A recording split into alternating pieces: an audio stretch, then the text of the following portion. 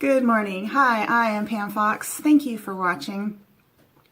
And thank you for all of you who joined us last month in February's 28-day, which still has 2 days left of it. Today's the 27th, I believe, photo a day challenge. I thought it was a lot of fun. I didn't do every single day, and I know that most of you didn't do every single day, but I really just want to say thank you to those of you who joined in on the fun and enjoyed yourselves. And I personally, I feel like I learned more about you. I mean, those pictures really do tell a story about who you are and about your life. So that really wasn't the point of it, but that's really what kind of came out of it for me, is really kind of getting to know people. And I loved seeing everybody's pictures of their pets. I think that was my favorite. But I have to say, not that it was a contest, but I have to say that my favorite picture, creativity-wise, which was the point of this challenge, was my husband's on the 14th, which the category was Valentine. And he posted a picture of a beer, which was made by, well, it was called 2x4. I don't know if that's the name of the beer or the brewery, but the beer was called 2x4, and it said so on the can, 2x4. But he took it sitting on a 2x4 on our deck, which is made out of, well, not 2x4s, but he took it on February 14th, which is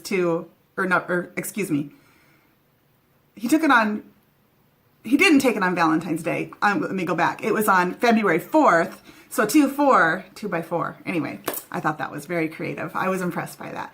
So we're wrapping up February's challenge. Forgot about my breakfast. Really quick, my breakfast this morning. I almost spilled it. This is just oatmeal and raisins. There is a banana. This is a banana mango puree, and this is just applesauce that I made last fall from my sister's apples a combination of my sister's apples and my mom's apples from her tree.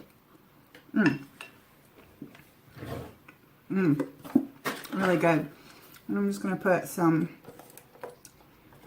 do you guys like the non-dairy milks?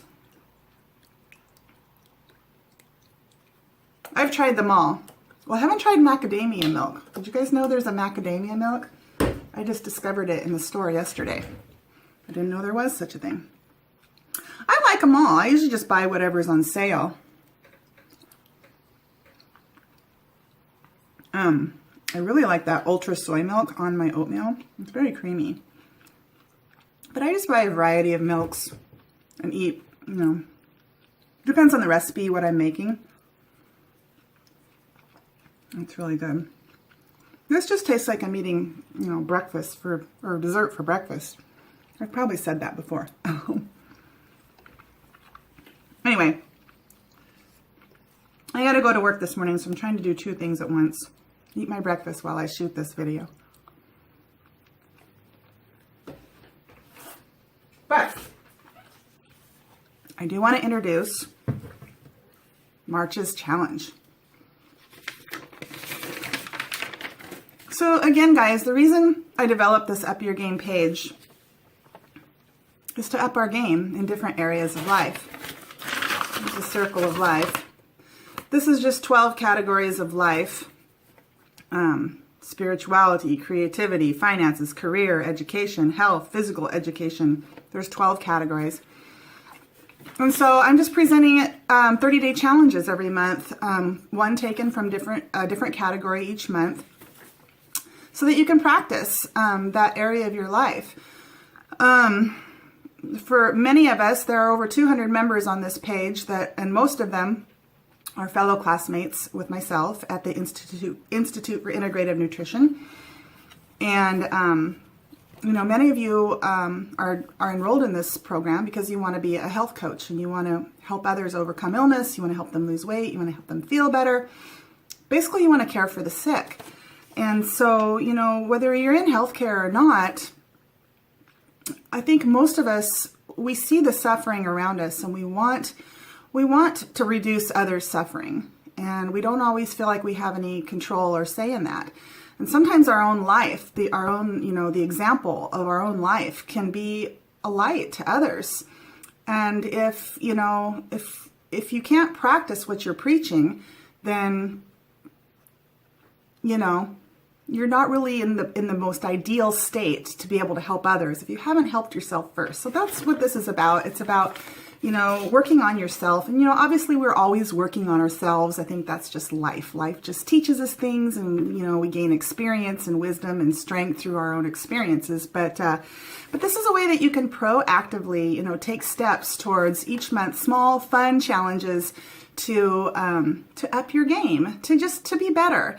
And it's in a support setting, you know, it's in a group setting here on Facebook where you're surrounded by others who are going through the same challenge. So it's fun. There, you know, there's support, there's encouragement.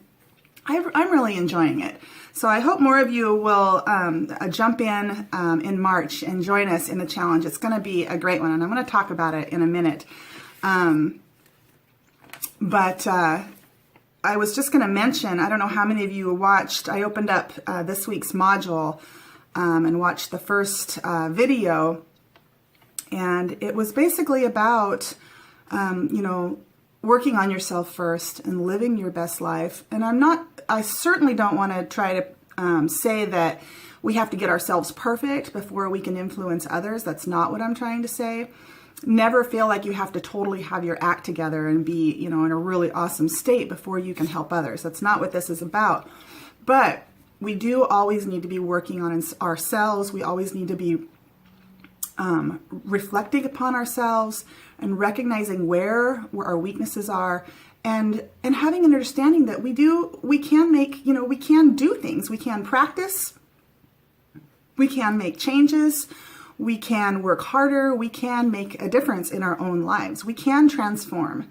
I know that in my own life, that's certainly been the case. I've seen all kinds of transformation in the last couple of years based on taking initiative, based on taking time and recognizing my life for what it is, where I'm strong, where I'm weak, you know, and doing something about it. So with that said, I'm going to go ahead and introduce March's 30-day challenge. March's 30-day challenge is going to be taken from the category of relationships. Okay? What are relationships, really? And why are they so important? Well, we don't really stop and reflect upon that. It just seems kind of obvious. But if you think about the relationships in your life, think about the good relationships in your life. Why are they good? Why are they good? Well, the relationships in our life that are deep and meaningful, intimate, strong, they are that way because we have spent time together, because we have talked with each other, because we have shared experiences together. Really, it has to do with connections. It all has to do with connections. So if I were to go out and get married tomorrow and then my husband and I just go separate ways and we don't see each other for 50 years or talk to each other or text each other or phone each other or nothing, I probably won't even remember his name in 50 years. So it's about connections. Most of you have, you know, lifelong friends from years ago, maybe from, you know, elementary school or high school or college that you haven't stayed in touch with. How close are you with those people? Maybe you still love them deeply in your heart and you cherish those memories, and that's fine. But do you have a strong, intimate bond with that person? Probably not, because you no longer have those connections. Whereas, you know, maybe your best friend or your sister or your spouse, you have connections every single day. You know, hopefully they're positive connections. But the more we share those connections with people, the deeper the relationship goes. And so, you know, do we have to have deep relationships? Well, let me go ahead and announce the March 30-day challenge before I get ahead of myself. The March 30-day challenge will be 30-day Reach Out and Touch Someone challenge. That's what it's going to be called. And what it's going to be is basically a series of assignments, like homework assignments or exercises for you. And I hope many of you will join in and at least do some of the assignments. I think it's going to be very powerful. I really do. I personally already started this challenge. I did it last month, partially. And I've already had some really incredible experiences by my own definition. I could see this really making an impact in people's lives in very deep and meaningful ways. So, I wanted to bring up a lecture that we watched. For those of you fellow IIN students, we watched it a couple of weeks ago. And it was about this small town in Pennsylvania called Rosetto. Do you guys remember this? She only briefly spoke about this town, but I was really intrigued by this story, and I looked it up and I read all about it. And it's actually it's come to have been known as the Roseto Effect.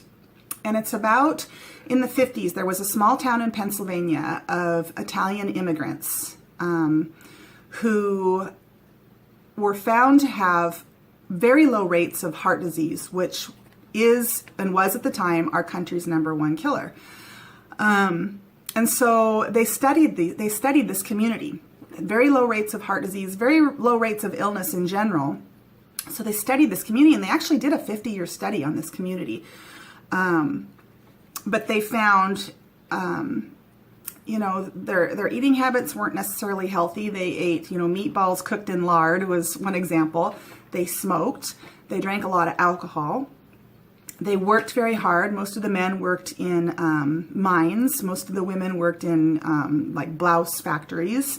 They were all very hard workers, long hours.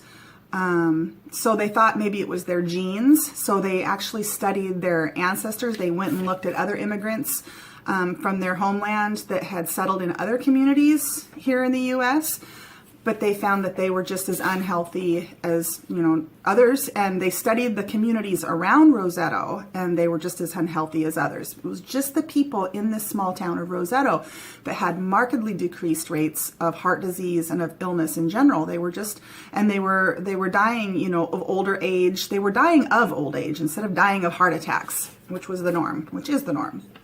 And so they studied these people, and the conclusion that they came to, the only conclusion that they could come to was it was this lifestyle that they lived, where they were a people that lived in multi-generational homes, for one thing. So it wasn't uncommon to have at least 3 generations of people living in one home. They were very, very interactive with one another, very social within the family and within the community. Everyone knew their neighbors. You saw and interacted and spoke to your neighbors every single day. There was a sense of community where, people helped one another. There were zero people in this community on welfare, 0. And what was the other thing besides the welfare? There was 0 crime in their town. There was 0 crime, not just low crime, but zero people on welfare on 0 crime. They were very community oriented. If someone needed something, they were there for each other.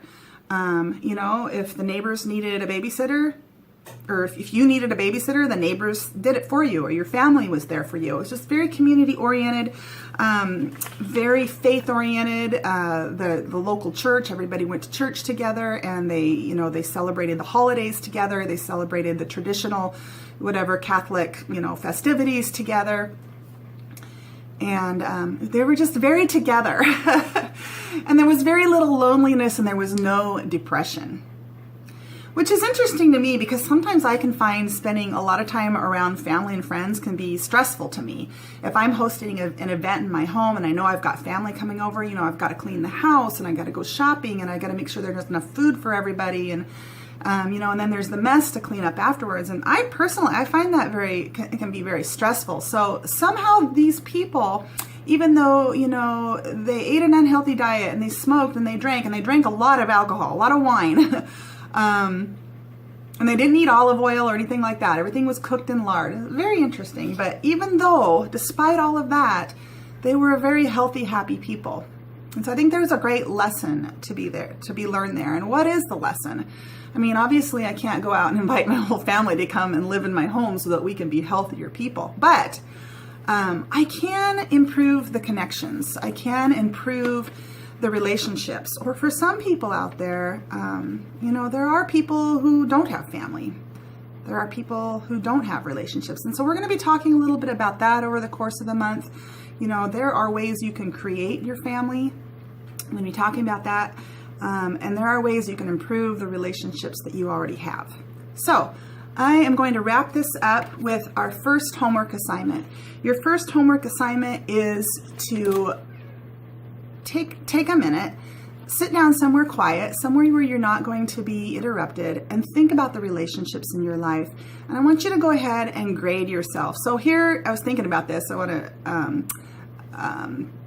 mention that here in this country, we grade ourselves on A, B, C, D, or F. Those are our 5 grades. Why we don't have an E, I don't know. But so an A would be, an A plus would be perfect, and then an F would be failing. So grade yourself. How are you doing in your relationships? Do you even need to improve? Maybe you're doing perfect and this isn't even for you. But join along on the challenge anyway, because maybe you can give, if you're doing great in the area of relationships, we need you. We need you to share, what works for you. Give us your tips. Tell us what you do. There's going to be a lot of opportunity for that this month here on the page when I post the assignments, and then we can have discussions in the discussions below. So grade yourself. For me, I gave myself a C, and in fact, on the circle of life, relationships and social are the 2 areas where I am the weakest.